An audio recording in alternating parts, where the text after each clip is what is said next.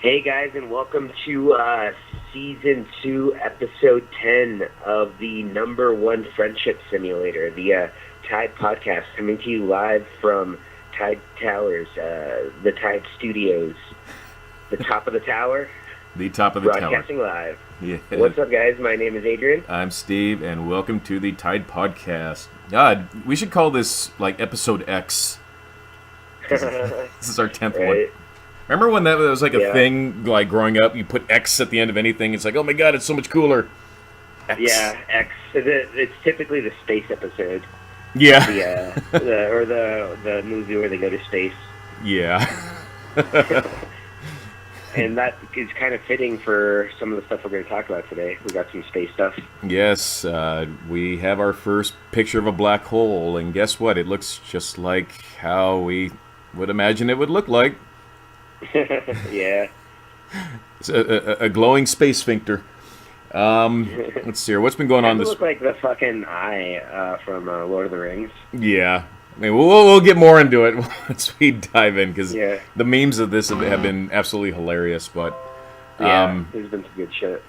so wanted to record earlier this week, but I work hours that are opposite of everybody else, and it's really inconvenient. So I wasn't able, or we weren't able to get a show uploaded recently.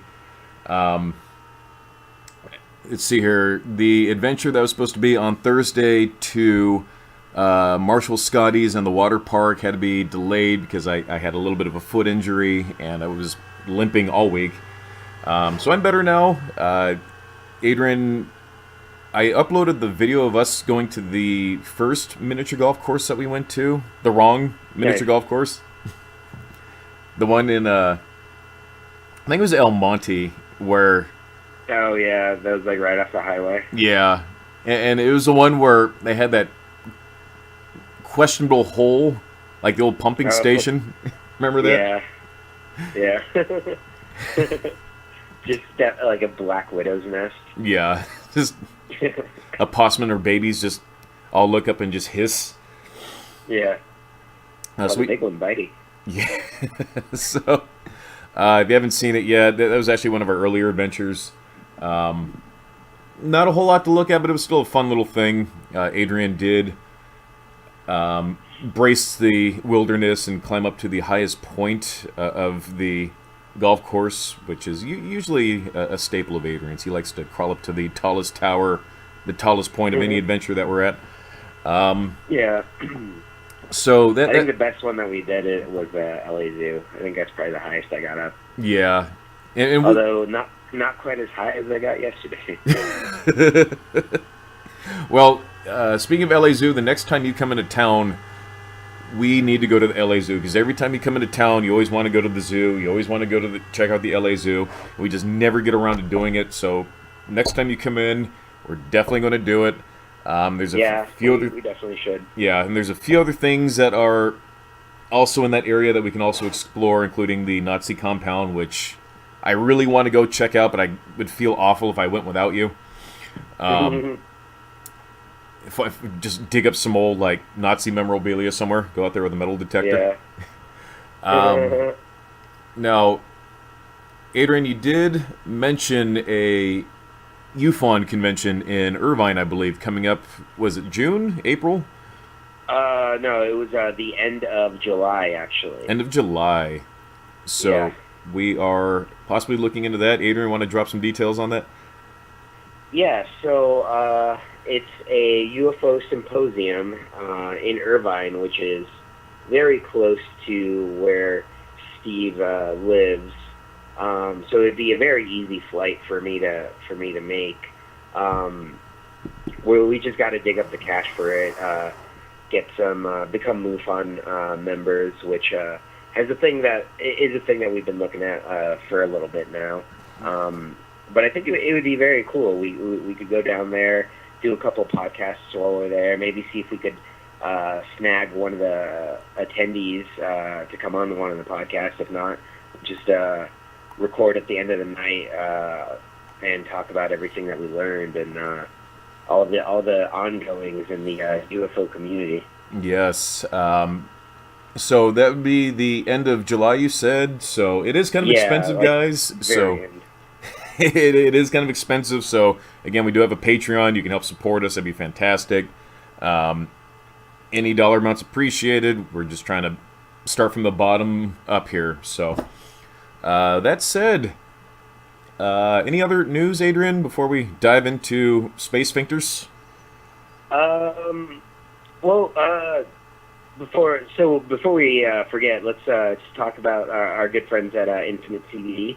So again, guys, we mention them every episode, but we're literally using this stuff like every day. The freezing point cream is just absolutely amazing, especially considering how much jiu-jitsu I'm doing. I'm always constantly sore, so I'm using that at the end of the night, like every night, and it definitely helps. So for sure, guys, if you've ever been interested in checking out CBD, these are the guys to use. Infinite CBD. Use promo code Tyde10, and you'll get 10% off any of your purchases. Now remember, CBD is the active chemical in the marijuana plant that is actually used for the medicinal end. This is non-addictive, no THC. So if you're looking to get a fun trip, that is sadly you are going down the wrong avenue. Yeah, that is not what this is. You can take a bunch of CBD, and all you'll get is like, oh, well, I feel better. I feel better. So, all natural, no opioids, none of that. It's just the cannabinoids that help just relax and kind of numb the body a little bit from your aches and pains. Yeah, these aren't like pills that you're gonna get addicted to that may dull some feelings, but then you won't be able to feel anything at all, and your dick's not going to work. Like, that's not good. No, and if it didn't work, how are you supposed to use the Infinity Gel? The lube? Oh, the Big Bang Lube. The Big Bang Lube. So, Infinite CBD wants you to be fucking. They actually made a lube. Yes. So, which I do recommend. It is quite fun. So that said, that is a word from our sponsor, InfiniteCBD.com. Link is in the description, and use promo code TIDE10 for 10% off. Get your CBD today. And with that said, can we please finally talk about Space Sphincters? Yep, let's get into it. Yes. So, what was it? This Wednesday, scientists finally got their first picture of a space sphincter. Let's see here. It is called... What is this space sphincter called? Messer 87. Black hole in Messer 87. Yeah, so it's actually a black hole in the galaxy of Messer 87, which, God, I think is like 300 million light years away or something crazy number. It's very far away. But this black hole is the size of our entire solar system. Which is, dang. Yeah, it's a really big space sphincter. Any thoughts, Adrian? Yeah, it's pretty wild. It looks like I was saying earlier, the first thing it reminded me of was the Eye of Sauron from Lord of the Rings. It definitely looks like the Eye of Sauron. Yeah, also, I like the pictures of it zoomed in and then it zooms out. It turns out it's just a cat's eye. That's pretty funny. Yeah. Did you hear how they were actually able to take the picture? No, I did not. So some sort of crazy telescope, I would imagine. Yeah, I guess it was like radio telescopes or something like that, but it was several telescopes, like, on different continents, pointed together at that area that were able to converge and get some type of picture of what this thing looked like. So that's pretty wild. Yeah, so I thought we've photographed black holes before. Maybe not the black hole directly, but we've photographed the radiation and all the garbage they spit out. I think that possibly. But then, who knows what we have that we don't know about. Right. What confuses astronomers and astrophysicists about black holes is that when you break them down mathematically, they always equal infinity. And I guess when you have something that equals infinity in that sort of realm of science and math, it's just perplexing. Like, scientists can't wrap their heads around infinity like that. So Yeah. let's see here. What else can we say about How do you measure something that can't end? Yeah, exactly. Then that's the whole dilemma with astrophysicists is understanding black holes. It's not like we can send a probe up to one and give us good readings. They don't work like that. These things swallow light. Yeah.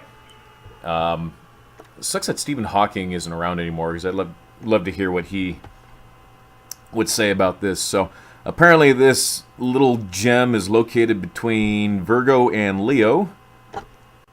Yeah, I mean, that's I'm on the NASA website right now, which, as you know, is part of the global conspiracy.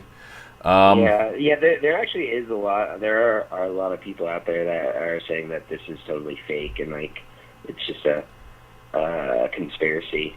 But why? Why would a picture of a black hole be lead to any sort of conspiracy? I don't understand that. Yeah. Let's see here.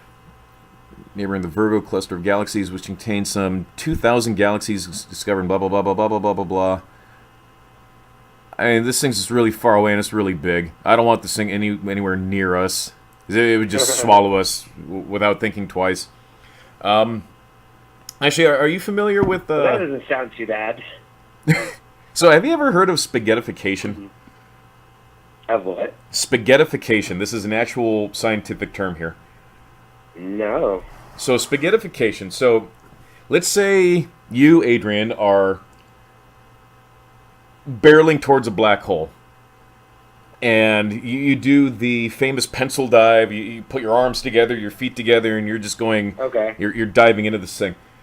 Because you're dealing with just such extreme gravitational pull, your body starts to elongate. The difference between the gravity on your feet and the gravity at your head are so just messed up the closer you get to a black hole that your body starts to stretch out. And you stretch out like spaghetti, and they call it spaghettification. You probably get broken down into atoms before you even got close to the thing, but yeah, that's essentially what would happen if you were to just go feet first into a black hole, or even head first. I wouldn't want to go head first, but your body just gets stretched out and ripped apart, because that's how intense the gravity is just going near the thing. We're not even talking about like diving into it. Actually, Stephen Hawking, before he passed away, he released his article about black holes. That was only a couple pages long, but he said that potentially black holes don't exist in the way that we think they do, where if you were to pass through a black hole, that you'd be okay because it has to do with information loss with when entering a black hole. A black hole eats all this stuff, but where does all that stuff go? And that's when you start looking into like Hawking radiation, all that. They're crazy phenomenon out there. I'm kind of rambling about black holes here. No, yeah, it's some wild stuff. There's tons of theories out there, and hopefully, as you know, time progresses and science progresses, we'll be able to understand more and more. Yep.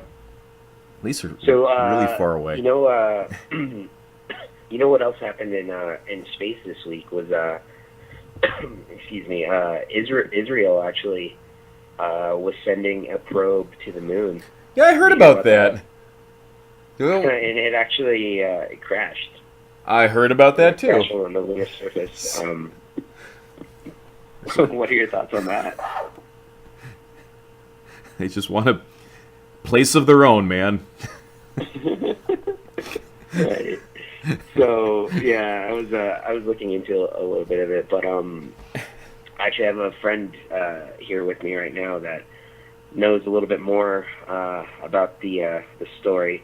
So I'm gonna let him take over for a sec. I gotta go clean my cat's litter box. Okay. You're actually familiar with this buddy of ours. Okay. So yeah, I'll pass over the reins. Okay. Hello, Steve. Is that you? Oh, fuck. We didn't rehearse this bit. Hello, Alex Jones. How are you doing? Good. Man, how's it going? The Globalists get to you yet?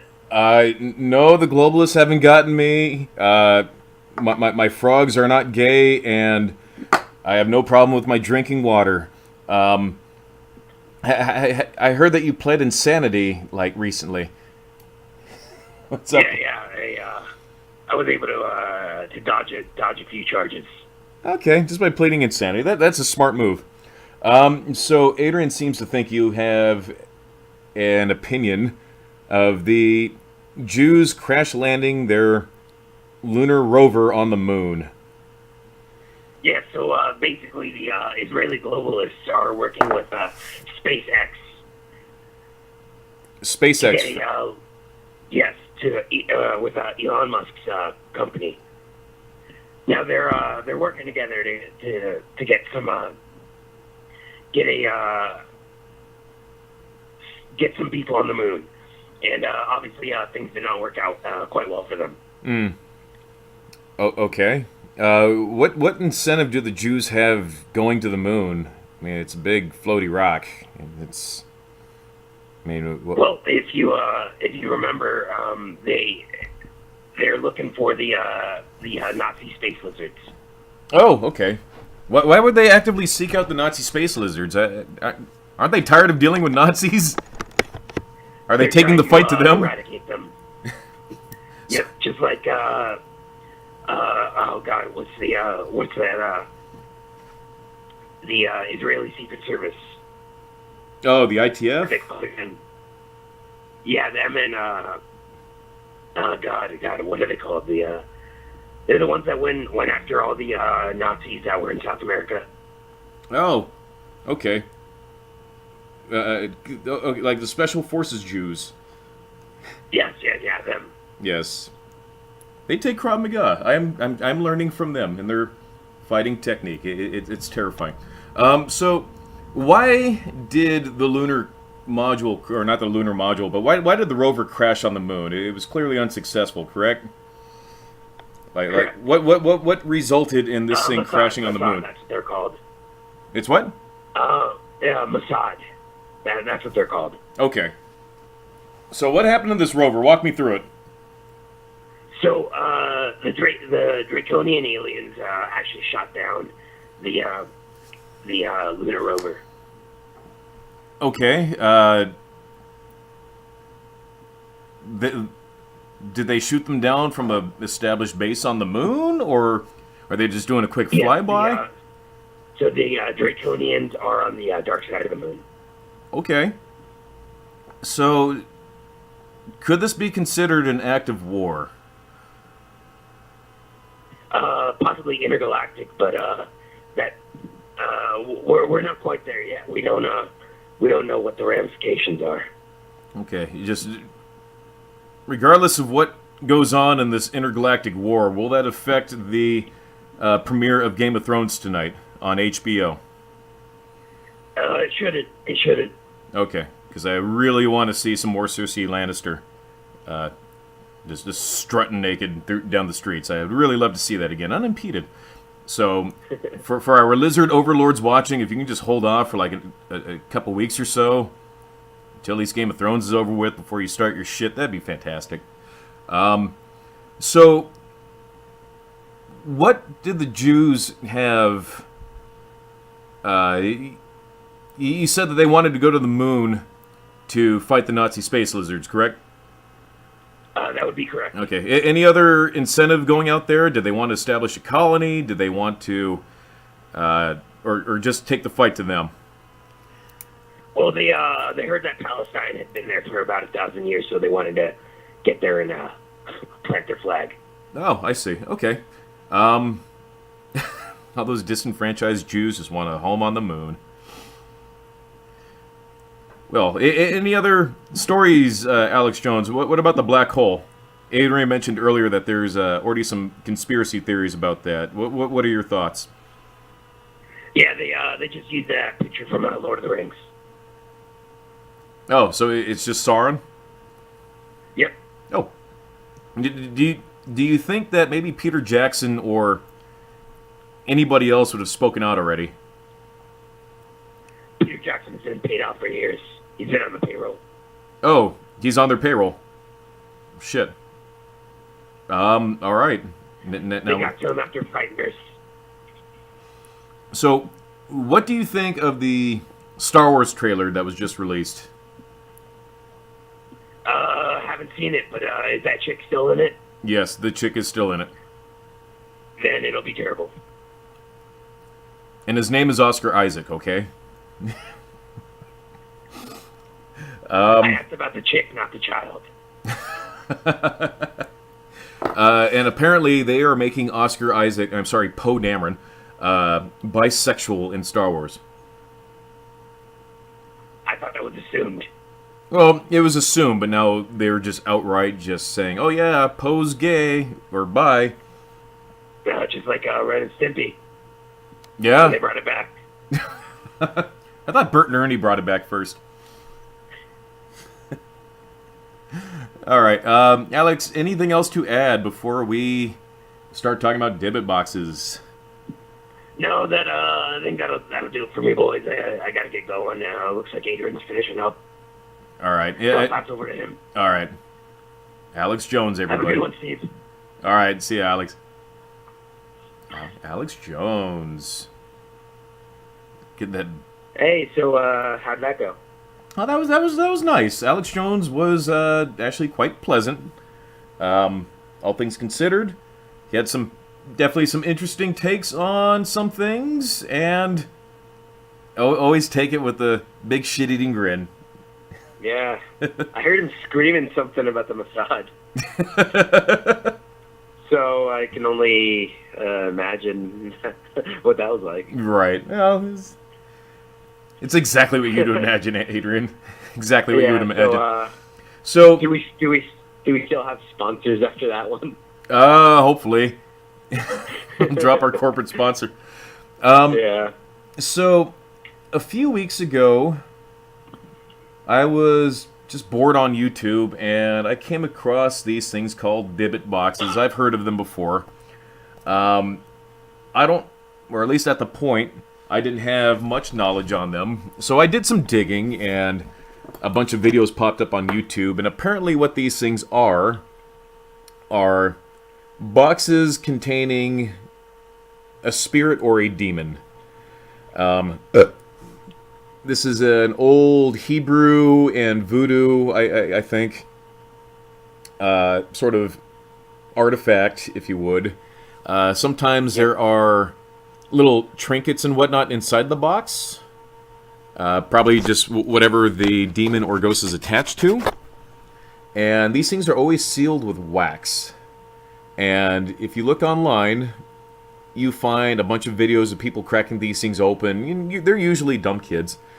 And there'll be the few that are clearly edited videos of like, oh, everything's flying around the house. And then there's one documentary where this one group bought, I think, 3 Dibbit boxes and a haunted doll, and nothing happened at all. In fact, one of them had what looked like stuff from like Michael's or just any craft store just in it, including like a fake just feather, like a faux feather. So we had pals, we believe in safety second, and I do really impulsively stupid shit. I thought, why don't I order a Dibbit box off eBay? And they're not that expensive. Like they're more expensive. There's some that are more expensive than others, and it all depends on how ornate the box is and how creative the story is. But you can get a Dibbit box on eBay for about $30. If you read the descriptions, you'll find most of them have the one thing in common where the seller claims that they bought it at an estate sale. I don't know why so many people buy these things at estate sales. I mean, if I'm walking along and I see an old wooden box that's sealed in wax, I'm just going to keep on walking. So, I told Adrian, and Adrian did some research, and I know of the one famous divot box is actually owned by Zach Baggin in his Las Vegas museum, which I actually did see a couple years ago with Yvette when her and I went. It just looked like a jewelry box, and the room is really creepy that it's in. It's maybe like a 10 by 10 room.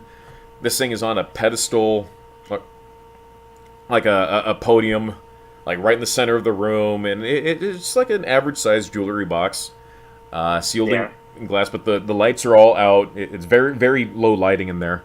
Apparently, this is the world's most haunted item. The tour guides have told us that they've seen, like, tall, just demon shadow figures in that room and whatnot. I didn't really get any weird feelings walking around it. There was a moment where, I think a couple years ago, Zach Baggin actually opened up the divot box and nothing happened.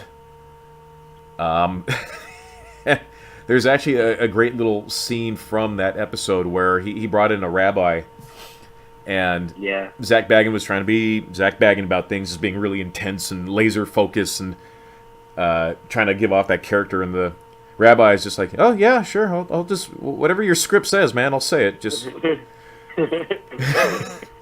Zach Baggin looked perplexed, but still trying to maintain his composure, and he just said, here, why don't you come with me?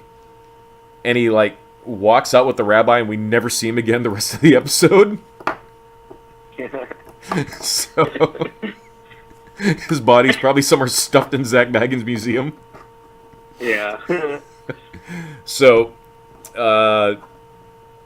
I did ask some friends, including my girlfriend, if they would be cool with me buying one of these things on eBay just to see what would happen, to do like a live unboxing and maybe set up a camera to see if I pick up any weird activity. But Yvette brought up a really good point. We have a lot of breakable shit in this house. Yeah, and that's true. By weird happenstance, if I do get the one that has like some Cuckoo for Cocoa Puffs demon inside, I don't want it breaking all my stuff. That'd make me sad. So, Adrian, you did some research. What did you uncover about You could keep it in the man cave. There's less breakables there. Yeah, but the pinball machine is true. so high maintenance. I don't want it to be even more high maintenance. Right. So, Adrian, what did you discover in your research for divot boxes? Is there truth behind the myth, the legend? Is it worth buying one for $30 off eBay? All right, so I did do quite a bit of research. Basically, what I came up on, and I'll start off by saying, whatever you buy on eBay, I'm sure it's going to be nothing. Like, it's going to be a box made by a Hot Topic manager, like on her day off.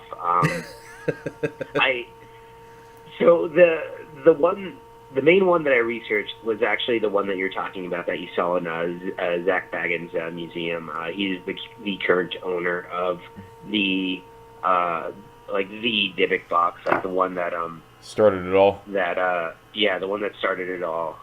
So that's the one I researched, and it may be legit. It actually has a pretty wild history. Oh. Let's hear it. So this originally came to the United States from a girl that was escaping Nazi-occupied Europe. So this was bought in 2001, again, at a estate sale by an antique dealer. He found the box, and I think that this one's actually a wine box. So he found it, thought it was really really cool looking, bought it at the estate sale, and then gave it to his mother. So his mother actually ended up having a stroke, and she lost a lot of her motor functions after that, and she was only able to write. And I guess one of the things that she wrote to her son was "hate box." Really? Which I thought was pretty interesting. So after that, he tried to give it to other family members, and all of them returned it to him, like saying, like, hey, all these weird things are happening, or we're smelling all these like weird smells. I think two of the ones that I hear a lot are sulfur. Are tied to this thing is no, not actually sulfur, but cat urine Okay. or jasmine.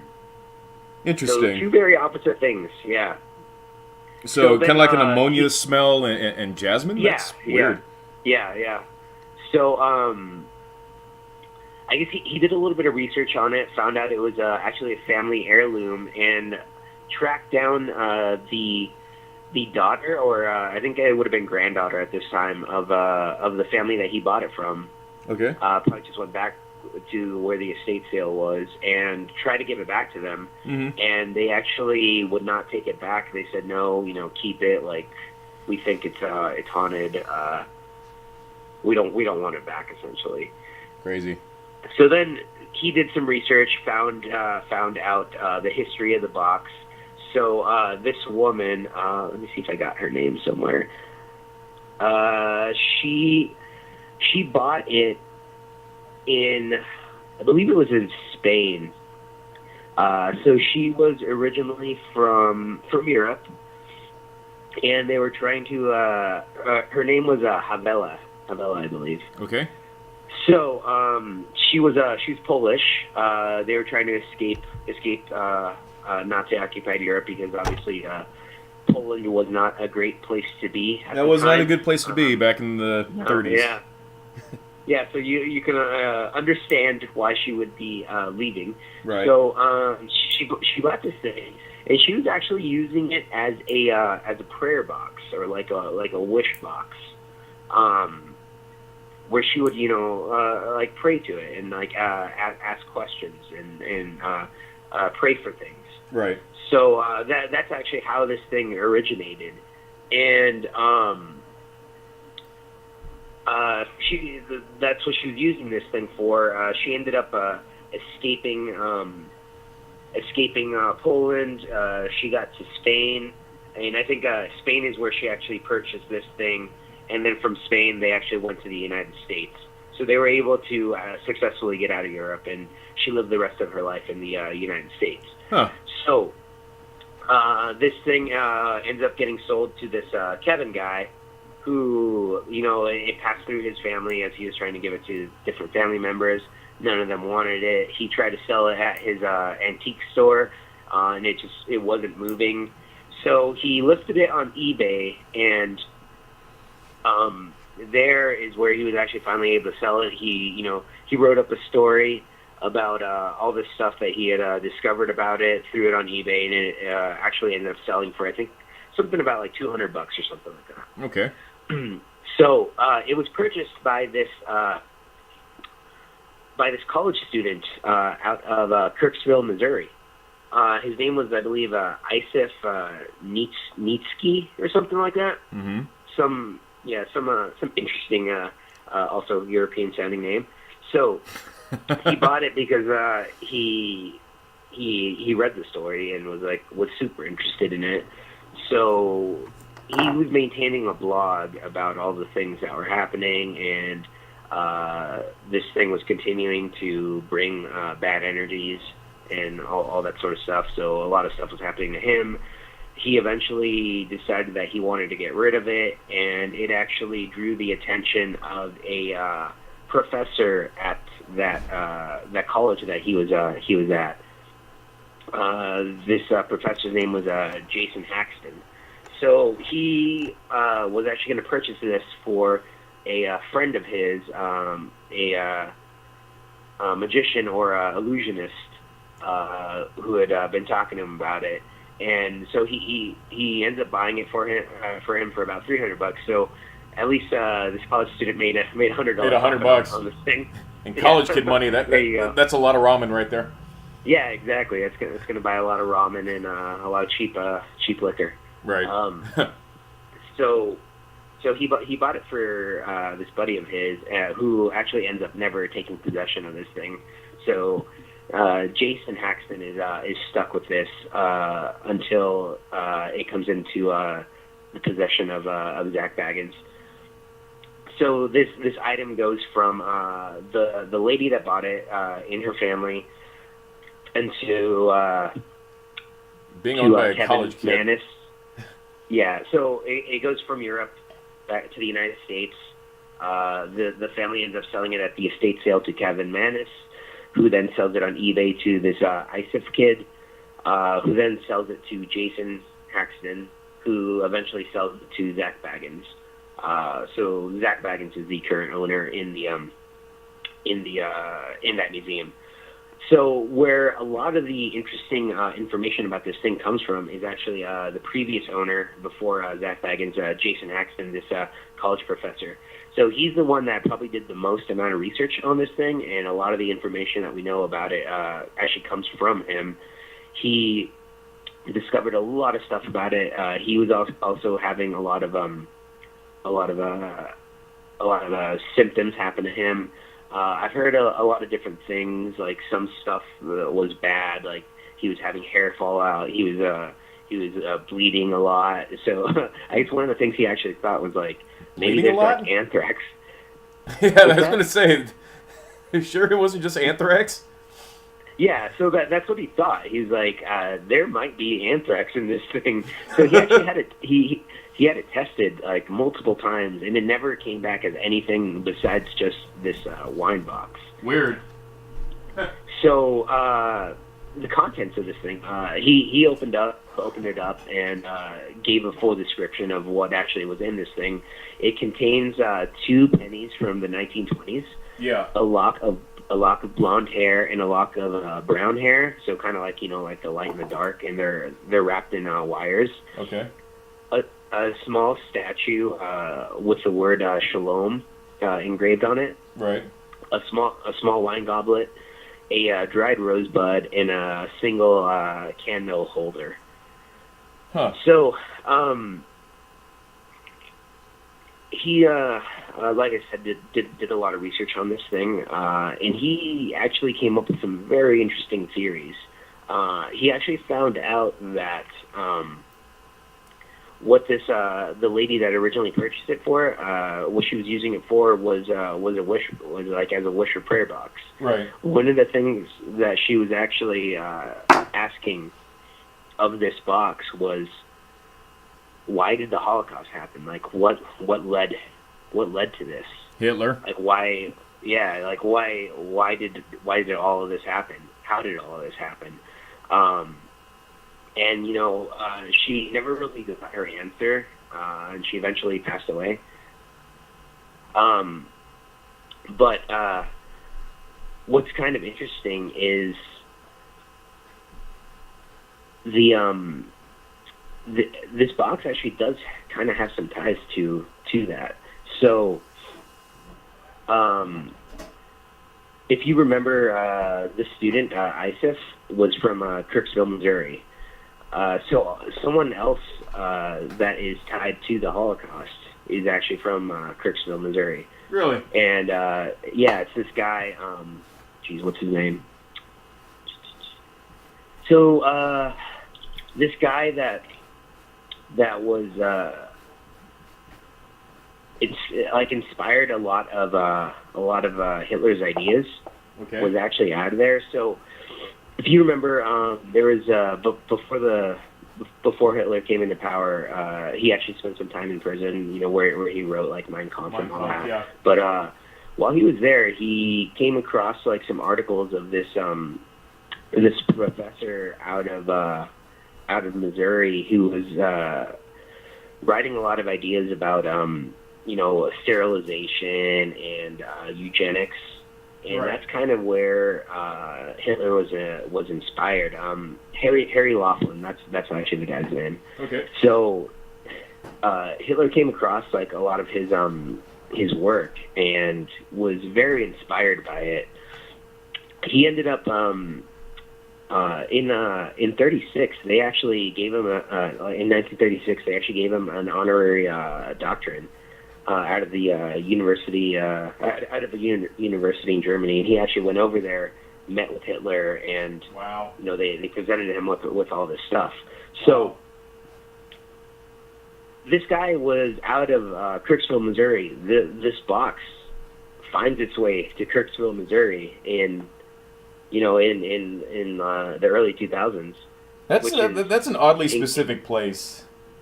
Yeah, like for it to actually make its way over there, like it's pretty wild. So there's some theories that the spirit that's actually haunting this thing is actually that guy, Harry Laughlin, because like I said, one of the things that she was asking was what ended up leading to the Holocaust, and that is a pretty good indication of what it was.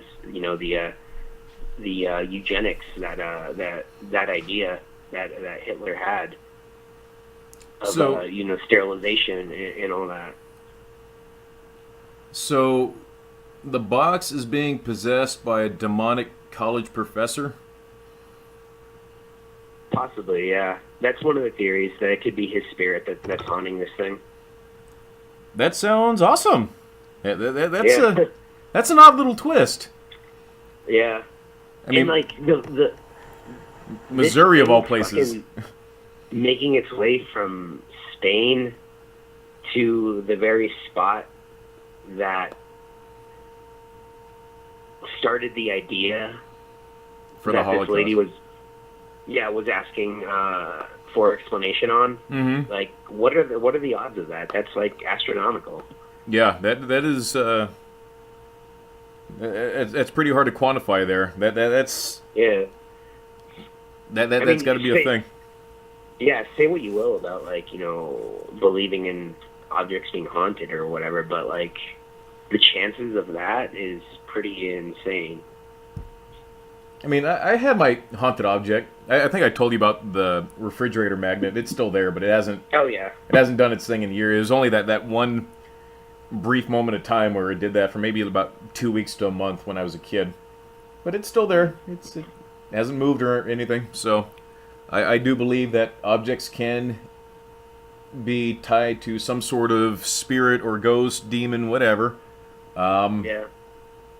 Not sure how that works, but it's definitely a thing, at least from my perspective, because I've actually dealt with that when I was a kid. So, so yeah, that could potentially be what this thing is. So to paint the picture, because this room on the Zach Baggin tour, it's upstairs, because this whole mansion that Zach Baggin has a museum in, it apparently was like an old cult house or something. So there's a lot of rooms, pretty big place. And if you ever watched the Ghost Adventures when they do their like their discussion episodes when they're sitting at that long table, that's actually in the museum. And the room that the Dibbit box is in is like upstairs in like the one of the corner rooms.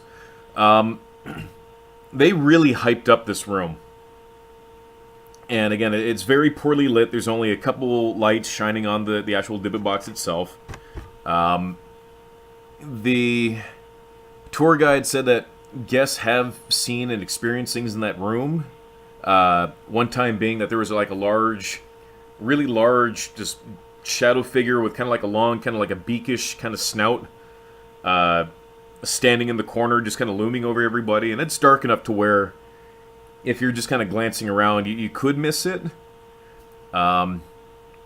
People have explained, or people have claimed to have gotten really ill around the box, fatigued. The tour guide said a couple people have fainted. So they really drum up this thing. And I remember going into the room and staring at the thing and kind of calling it out. It's like, hey, buddy, I'm a dumb tourist from California. Impress me. Aside from the mood lighting, I didn't get any creepy vibes off of it. It was actually kind of disappointing. That was probably one of the more disappointing points of that tour. Now, that was just my experience. If there's people out there who actually experienced something, then all power to them. This particular time that I went, I didn't experience anything. But there were 2 rooms that I did have weird little things happen, but that could be for a different show.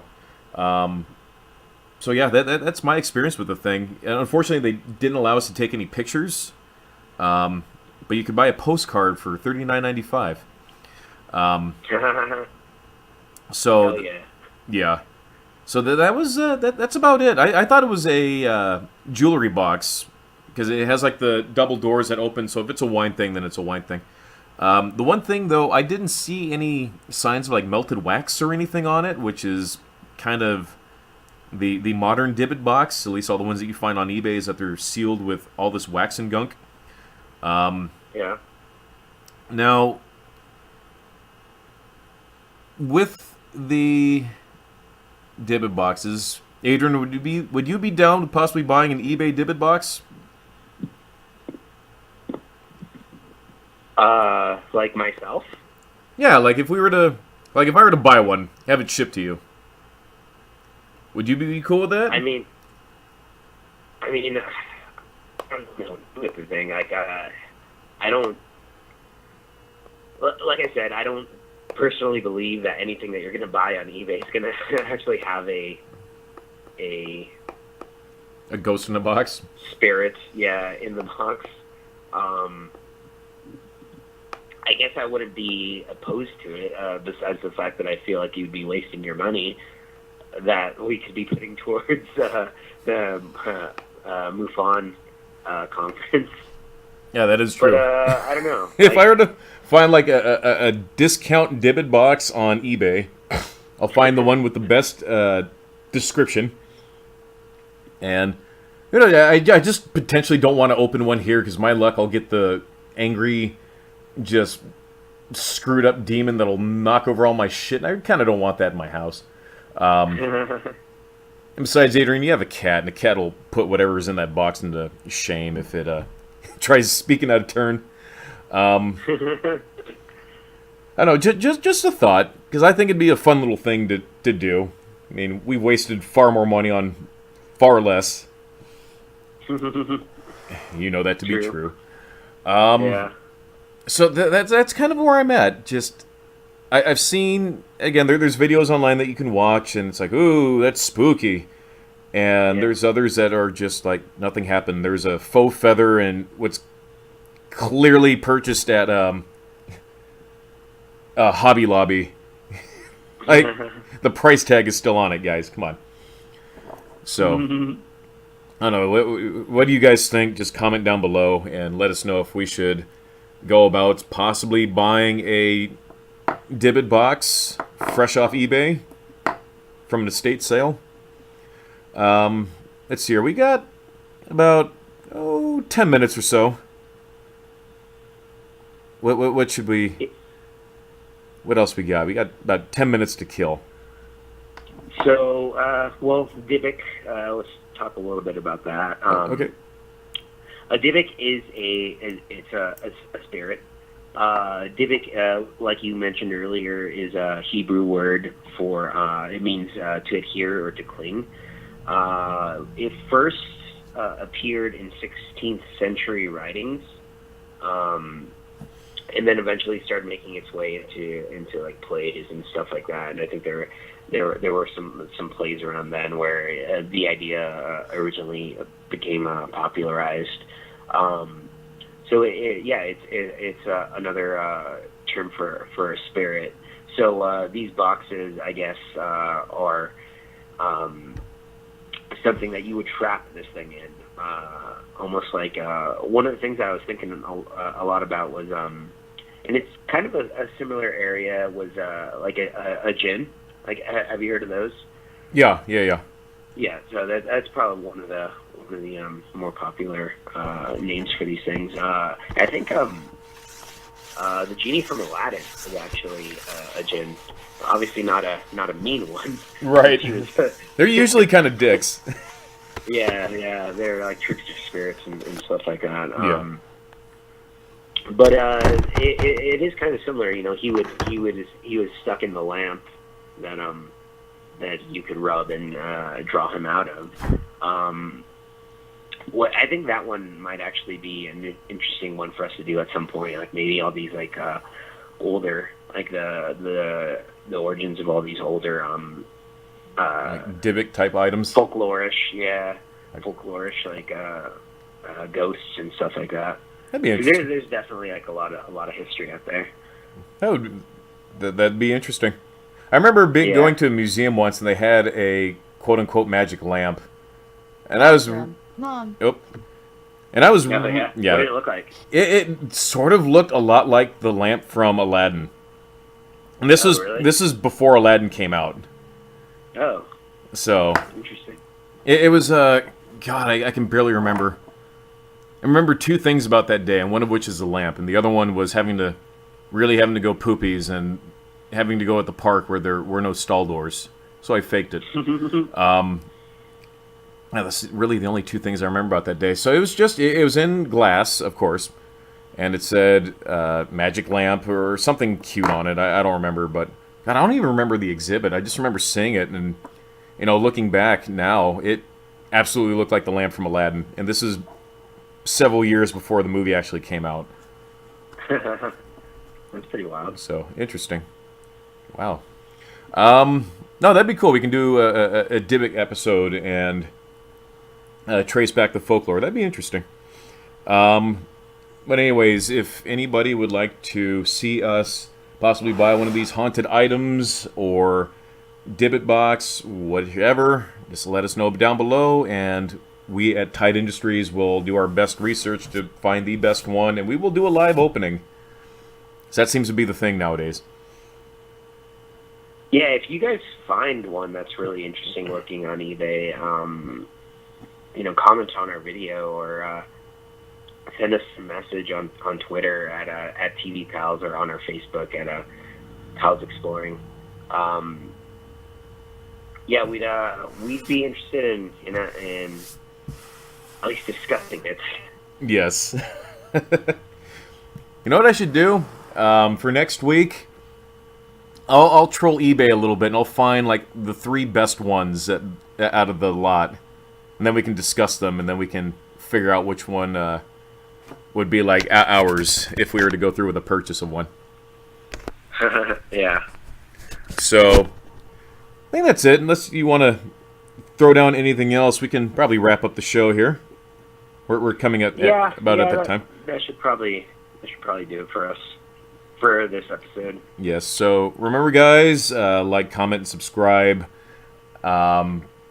We are trying to be more active on the channel, so trying to get at least one adventure video up a week. We're trying to do the Tyde podcast. Just my hours really suck, and Adrian's been a little busy, so happy to at least get an episode out this week, a fresh episode.